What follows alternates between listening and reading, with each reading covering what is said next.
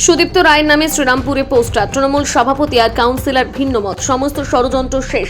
শ্রীরামপুরে পুনরায় তৃণমূল প্রার্থী ডাক্তার সুদীপ্ত রায়। তৃণমূল প্রার্থী ঘোষণার আগে শ্রীরামপুরে এমনই পোস্টার পড়ল। শ্রীরামপুর রেল স্টেশনে সাবওয়ে সহ বিভিন্ন জায়গায় এই ধরনের পোস্টার দেখা যায়, যেখানে মমতা বন্দ্যোপাধ্যায়, অভিষেক বন্দ্যোপাধ্যায় এবং শ্রীরামপুর বিধায়ক সুদীপ্ত রায়ের ছবি রয়েছে।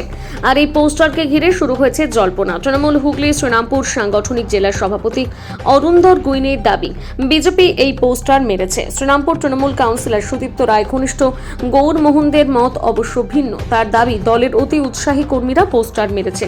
বিজেপির রাজ্য কমিটির সদস্য ভাস্কর ভট্টাচার্যের কটাক্ষ, ওদের একজন প্রার্থী, বাকিরা এলেবেল। সুদীপ্ত রায় যদিও এই বিষয়ে চুপ থাকায় শ্রেয় মনে করেছেন।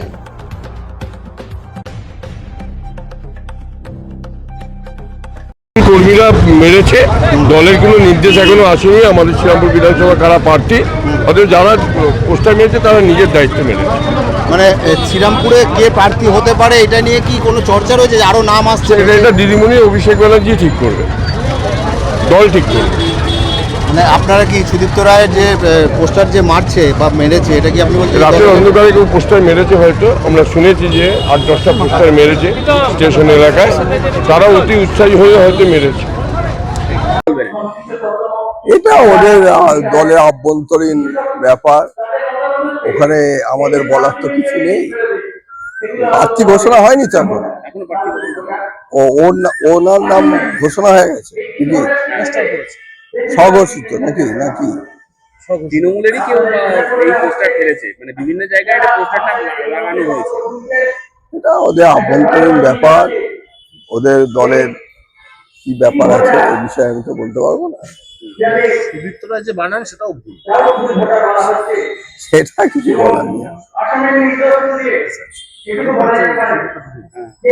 দেখুন, এটা তৃণমূলের নিজেদের ব্যাপার।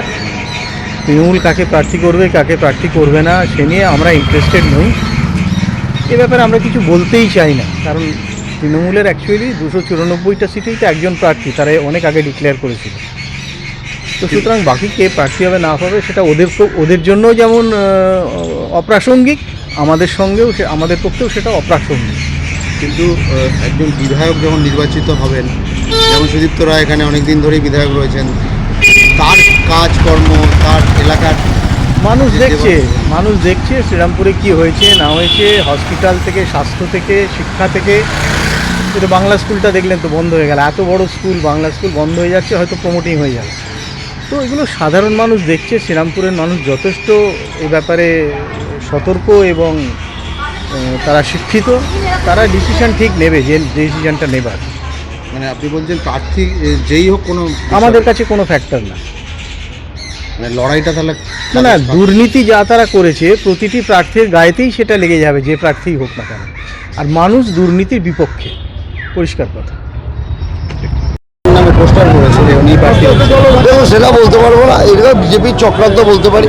কেননা আমরা জানি যে প্রার্থী ঘোষণা হওয়ার পর রিয়ালিটি করা হয়, যে বা যারা করছে। সুদীপ্ত রায় আজ যে প্রথমবারের বিধায়ক নয়, এর আগে তিনবারের বিধায়ক। কাজে এটা বিজেপির একটা বড় চক্রান্ত। কেন বিজেপি মানে এত নোংরা রাজনীতি, এটা বিজেপি ছাড়া কেউ করতে পারে না। বিজেপি বলছে যে প্রার্থীকে ব্যাপার না তৃণমূলের, কারণ তৃণমূলে একজনই প্রার্থী, সেটা মমতা ব্যানার্জি। দেখুন, বিজেপি অনেক কিছু বলতে পারে, কেননা বিজেপির 10টা প্রার্থী ল্যাম্পপোস্টে ঝুলছে, কে কখন তাকে ল্যাং মারবে সেই চিন্তা করছে।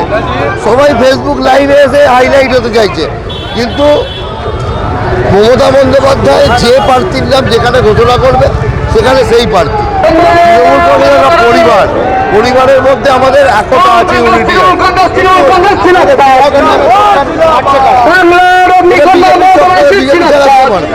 আমাদের দলীয় করছে না, এটা সম্পূর্ণ বিরোধীদের চক্রান্ত, বিজেপির চক্রান্ত।